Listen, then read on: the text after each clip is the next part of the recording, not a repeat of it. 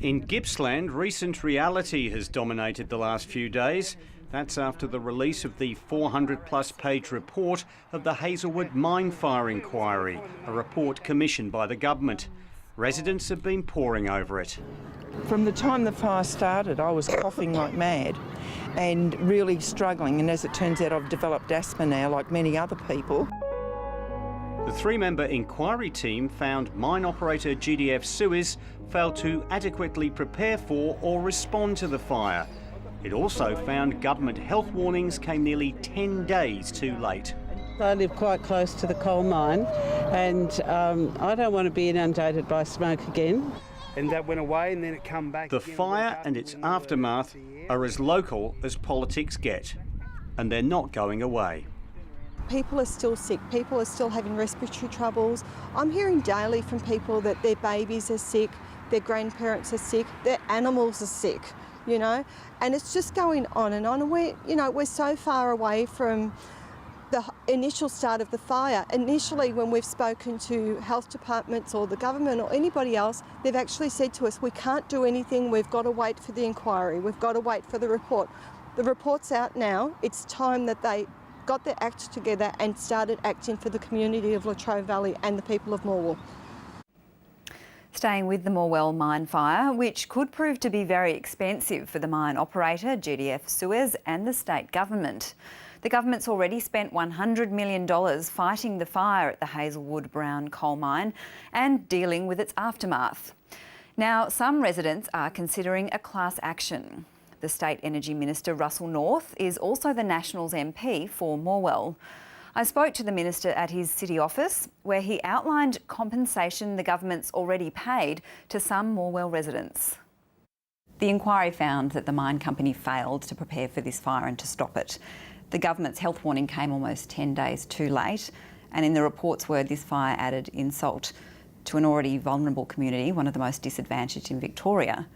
Why aren't they getting on top of that, some sort of cash compensation?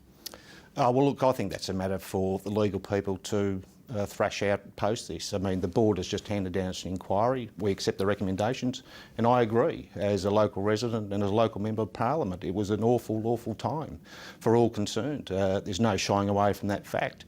There were mistakes made, there's no doubt about that, and I agree with that. I was vocal in my commentary not long after the event, saying that people were seeking further information, specific information, and wanting that delivered promptly. That didn't occur. That's reflective within the report, and I agree with that. One of the main problems in fighting the fire was that the company GDF Suez had removed over a long period of time the water pipes over big areas of flammable brown coal.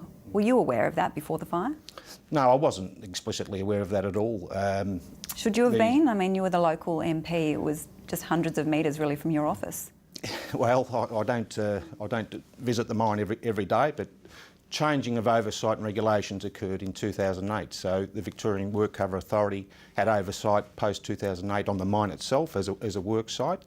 So they had oversight for that.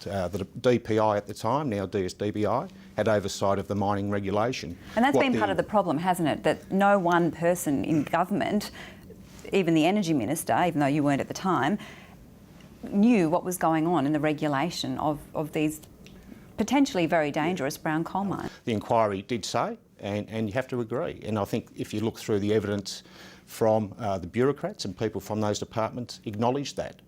That was changed in 2008 under the system we now have.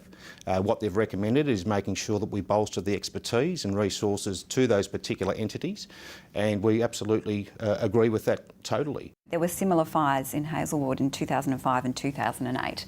The company was ordered to do a risk assessment report and it didn't. It didn't even call 000 when this latest fire happened. Why should it be allowed to continue to operate? Look, they're matters for GDF Suez to answer in the first instance. But no, you're the Energy Minister. Why should this company be allowed to operate when it can't even follow the most basic of safety procedures? Well, if we go back to the first comments that I made, GDF Suez have responsibility, as do a couple of our departments and agencies, they do. So they're matters for GDF Suez to answer in terms of... You're the Energy Minister. Well, is it good enough? Why should they be able to operate? They are hundreds of metres from a town. Well, the question you asked me was why didn't GDF Sewers ring OOO? That's a matter for them to answer in that regard. In terms of having oversight and regulation of the mine itself, they have worked within the guidelines that have been in place for a period of time, since 2008, and the work amendments were in place in 2009 when they were changed around rehabilitation.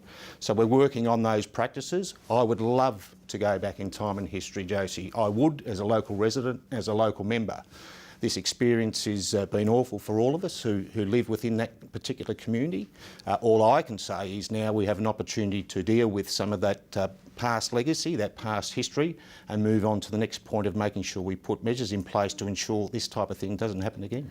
The report found advice from the Chief Health Officer, Rosemary Lester, for people to relocate came nearly 10 days too late. Why should she still have her job, and how can we trust her advice in the future? Well, look, I really don't want to be saying that's a matter for the Health Minister or what do you think? the jurisdiction of the Chief Health Officer. Well, look, the report has stated that. Look, I'm not a health expert, so it's really difficult for me to comment on that.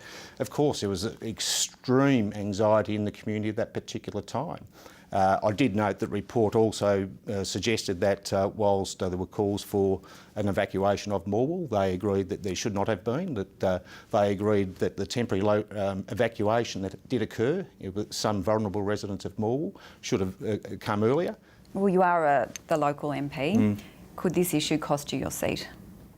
Oh, look, I'm not really focused on that, I must say, But Josie, what level of anger is there in the community around this issue? Look, I think there's an element of people who have accepted what's happened, not glowingly, of course, but have moved on and want to remain positive about our community.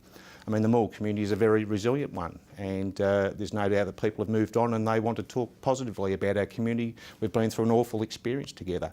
There's some other people who are in a bracket, no doubt, who are finding it difficult to move on. While the Hazelwood fire was still burning, you were highly critical of the government's response. After it stopped, you were made Energy Minister. Was that done to silence you? No, it wasn't done to silence me. Well, I don't think it was done to silence me. No, it wasn't. No, look, there was obviously a change in Cabinet at that particular time in March. I will always have my say on behalf of my community first and foremost. I've lived in my community all of my life, for all of my 48 years, and I'm passionate about it.